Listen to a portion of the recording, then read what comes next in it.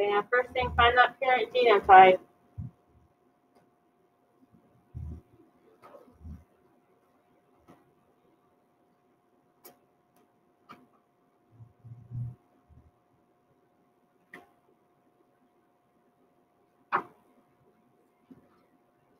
So parent 1 is heterozygous for both white and disc-shaped fruit.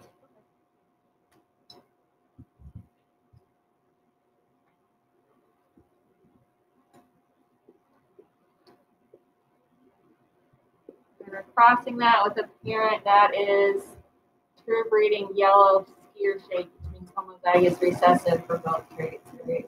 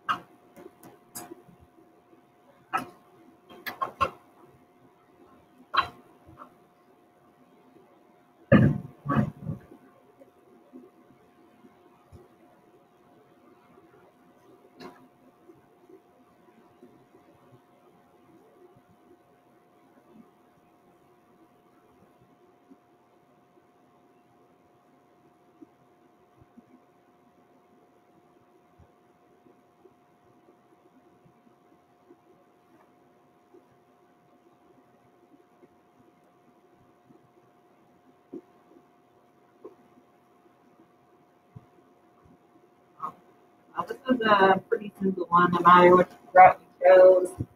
Okay, I did the forked line diagram, so I did my possible ratios for the W trait, which are half and half, and my probable ratios for my shape gene, which are half and half. And you end up getting a quarter each of those 4 possible genotypes, which ends up resulting in that 1-to-1 to 1-to-1 phenotypic ratio, right? So again, this is going to be important as we go into our next set of notes today, because these are all dealing with multiple genes that are affecting the same trait. So you have to be able to do crosses with multiple genes and determine the probabilities for those. So any questions on that before we move on? Again, based on the quick check, like 75% of you are doing really well, but 1/4 of us are struggling with it. So.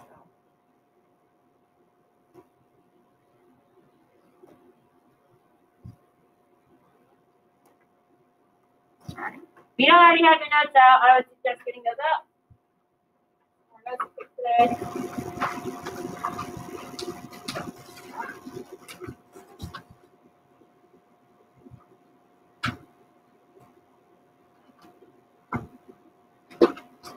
So yesterday we talked about some non-Mendelian patterns. So incomplete dominance, Monday. Incomplete dominance, codominance, pleiotropy. Today, we're going to talk about what's called polygenic inheritance and epistasis. So we'll start by talking about polygenic inheritance. Before you get too caught up in writing down everything that's on that screen, just think about this word for a second. Poly means many or more than one, and genic, genes. So these are traits that rely or deal with multiple genes at the same time, right? So polygenic inheritance are phenotypes or traits that involve multiple genes, right? Dihybrid or trihybrid or tetrahybrid.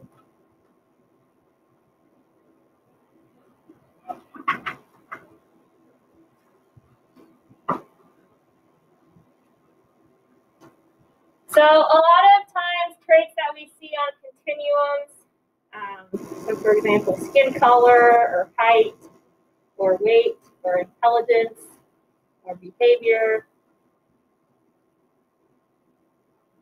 are going to rely on a combination of multiple genes. Depending on which versions you have of those multiple genes, it's going to put you somewhere on that continuum.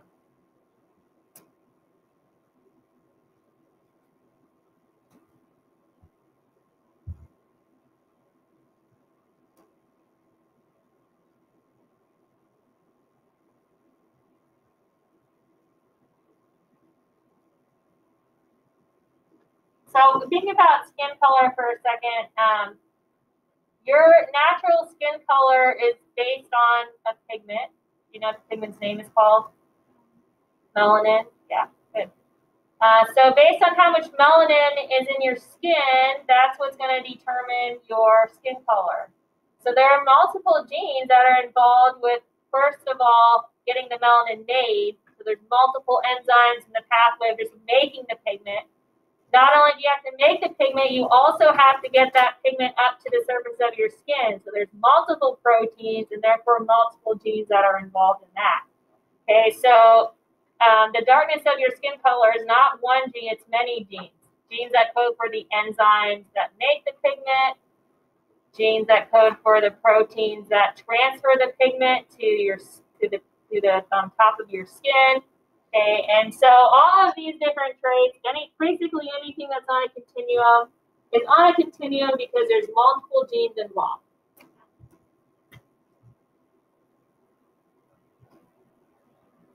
So skin color is an interesting one though, because even though skin color is on a continuum, there's one gene, actually a couple different genes, that can cause albinism. So albinism just means you don't make any pigment at all, right? So one single gene can cause a total shift in your phenotype. Okay.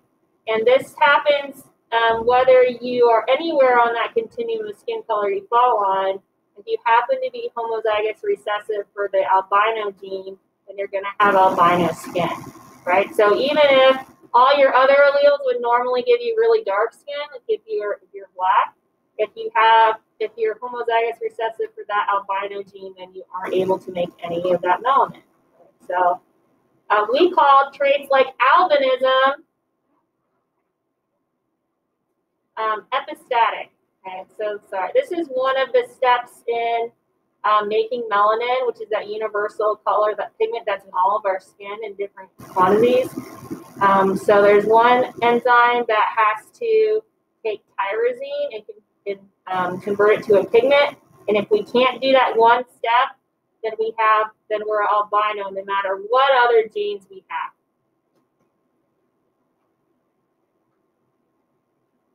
And so we call an event like that epistasis.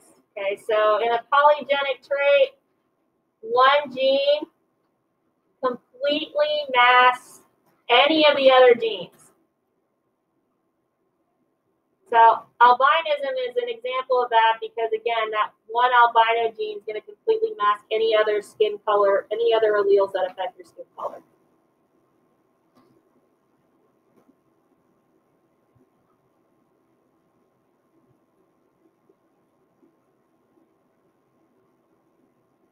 So we're going to to look at an example of this albinism in mice. So we're going to look specifically at two separate genes.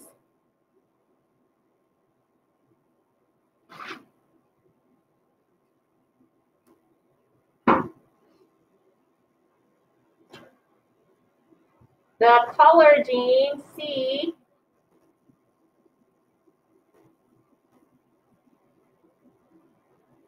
which is going to make more or less of a particular, or it's just going to either make the pigment or not make the pigment.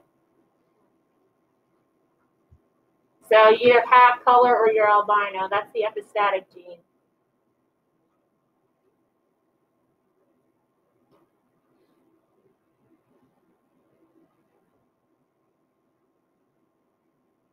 So can you make the pigment? If you have one dominant copy, you can make the pigment. If you have no, if you're homozygous recessive, you can't make the pigment. You're going to be albino. So again, that's the epistatic one. The other gene we're looking at is going to cause the cell to either make more of the pigment or less of the pigment. So if you have a dominant allele, you're going to make more pigment and the mouse ends up being black. If you're homozygous recessive, you're going to end up making less of the pigment, so you're going to be brown. But this B gene is irrelevant if you can't make any pigment at all, right? It doesn't matter if you're making more or less if you can't make it at all in the first place.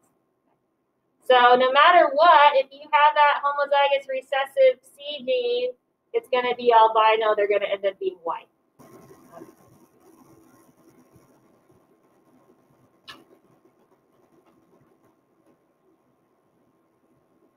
So normally, if we have a dihybrid cross with parents that are heterozygous for both traits, big B, little b, big C, little c, big B, little b, big C, little c, the ratio is generally 9 to 3 to 3 to 1, right? For both dominant and one dominant, one recessive, both recessive. But when you're looking at a trait that follows an epistatic pattern, some of those are going to get combined together. So in this case, the 3 and 1 here and the normal pattern are going to be grouped together because as long as they have the homozygous recessive C gene, they're going to have the same white phenotype. Questions on this right at the moment?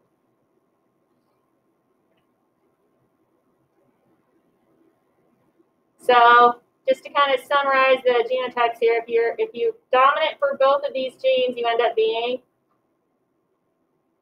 what color? Black, because you make pigment and you make more of it, so you're black. If you're homozygous recessive for B, but dominant for C, then you make pigment, but you make less of it, therefore you're brown. And it doesn't matter what B allele you have, if you're homozygous recessive for C, the color is going to be white because you can't make any pigment at all. So that's the idea behind.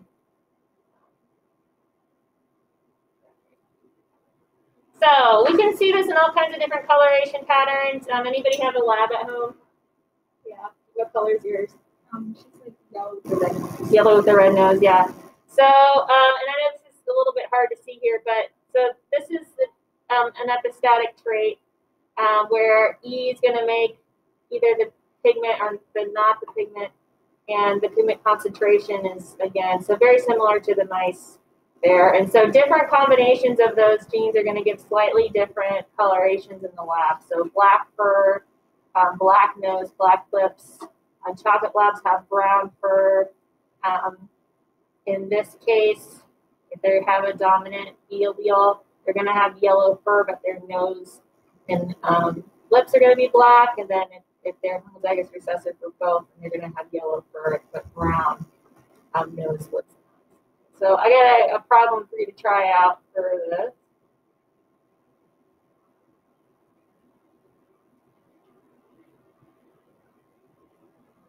So there's your parent genotype. So go ahead and set up that dihybrid cross. It does just say phenotypic ratio, so you don't necessarily have to worry about finding the genotypic ratio as long as you have the phenotypic ratio.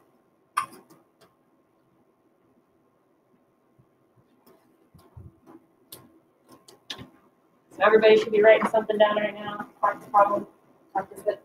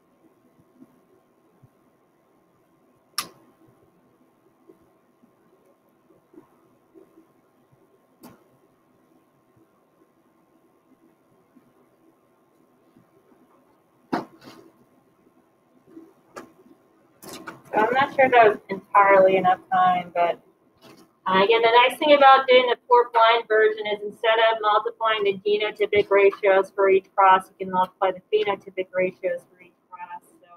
So if I take my E gene first, phenotypically they're either going to have a dominant allele or be homozygous recessive, so half and half. If they're heterozygous, the phenotype ratio is always 3 to 1, right? 3 dominant to 1 recessive. And so in this particular cross, 3 out of 8 chance of being a black lab, 1 out of 8 chance of being a chocolate lab, 3 out of 8 being yellow with a dark nose, and then 1 out of 8 chance of being yellow with a brown nose. Does this mean if I make these 2 labs and I have 8 puppies, I'm automatically going to get that ratio? No, because it's real life, right? This is just probability, so there's going to be some variance to that. But if you bred those parents like continuously over, multiple years, if you looked at all of their puppies in general, it should be pretty close to that ratio. Okay. So questions on this? Okay. So on Monday, I passed out the next quick check for you. And whether you started that or not, I'd like you to try to finish it tonight. So go ahead and pull that out. You got like 15 minutes to get started on it. So I want to give you some time to work on that. I can give you.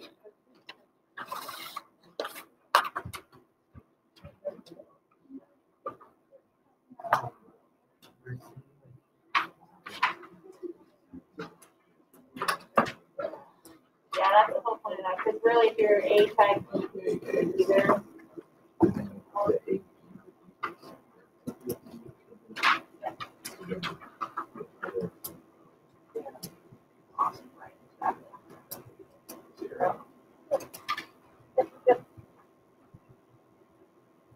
Yeah, so there's like a, on the front page, there's a like a codominant and This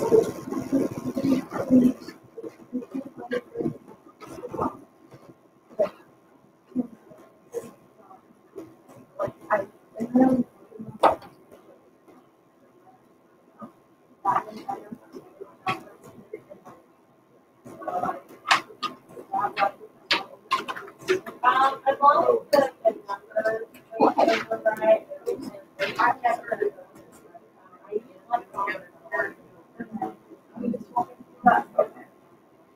and then also on the this thing, what do we call it also? So that's Yeah, I know we did it. yeah. That's,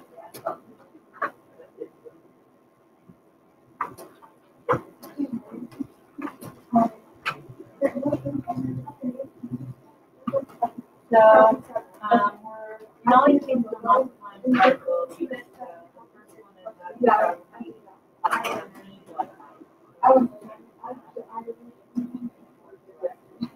find the tangent. So